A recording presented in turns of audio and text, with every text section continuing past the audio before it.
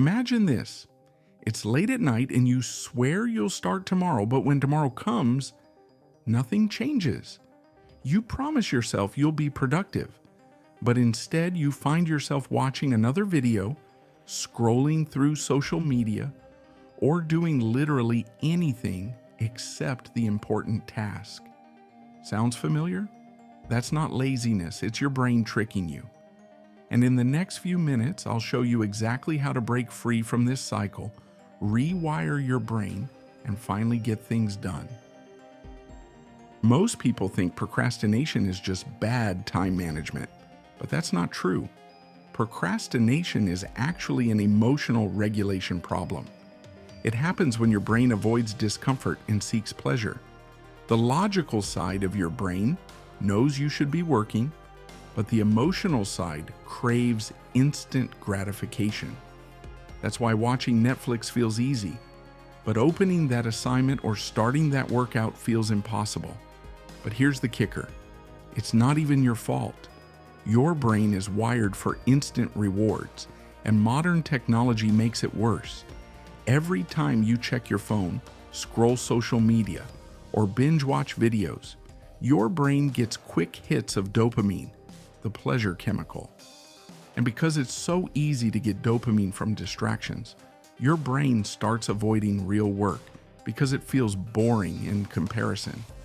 So if you want to stop procrastinating, you don't need more discipline. You need to fix your dopamine system. Here's how. Step 1, the dopamine detox.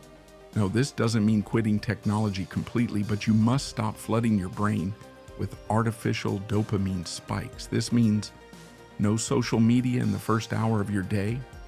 If the first thing you do when you wake up is check your phone, you're training your brain to crave instant gratification.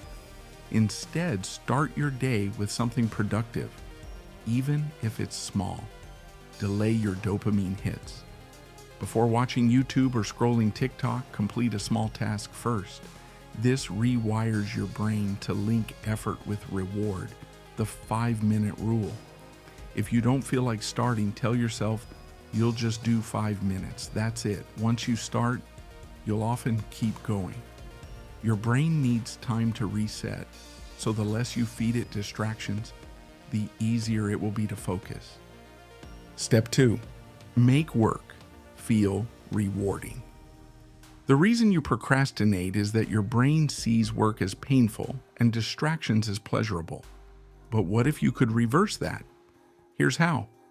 Gamify your work. Turn it into a challenge. Set a timer and see how much you can finish before it goes off. Pair work with rewards. Love coffee? Only drink it while working, like listening to music. Only allow yourself to do it while studying or working out. This is called temptation bundling, and it's a powerful way to trick your brain into enjoying tasks. Use progress tracking. Ever wonder why video games are so addictive? It's because they give constant progress updates. Use a checklist or habit tracker to create the same effect. Seeing progress makes your brain want to keep going. Step 3, overcome the starting problem with the 2-minute rule. The hardest part of any task is starting. Once you start, your brain naturally wants to continue. That's why the 2-minute rule is so effective. If a task takes less than 2 minutes, do it immediately. This stops small tasks from piling up. If a task is bigger, just commit to 2 minutes of doing it. Once you start, you'll likely keep going because your brain has already switched into work mode. Think about it. How many times have you told yourself you'll just scroll for 5 minutes and suddenly an hour is gone? The same principle works in reverse. Once you start working, it becomes easier to continue. Step 4, use implementation intentions to trick your brain. Ever notice how vague goals like "I'll work out tomorrow" or "I'll study later" never happen? That's because they don't give your brain a clear plan.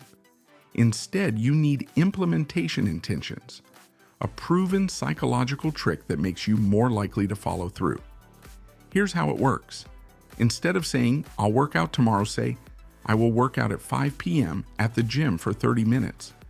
Instead of saying, I'll study later, say, I will study at my desk from 7 to 8 p.m. with my phone in another room. When you give your brain a specific time, place, and action, it's much easier to follow through. Step 5. Change your identity, not just your habits. The real reason people fail to stop procrastinating is that they see themselves as procrastinators. If you keep telling yourself, I'm lazy, or I always procrastinate, your brain will believe it. Instead, start telling yourself, I am the type of person who gets things done. Even if you don't fully believe it yet, act like it's true. Over time, your brain will start aligning with this new identity. Think about it. If you identify as someone who never misses a workout, going to the gym becomes second nature. If you identify as a productive person, getting things done becomes effortless. Before we wrap up, I want to hear from you.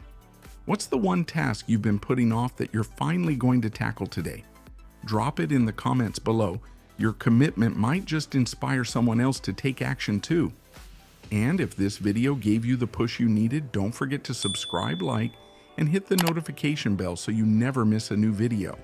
Let's keep building a community of motivated individuals, achievers, and people who take action. See you in the next one.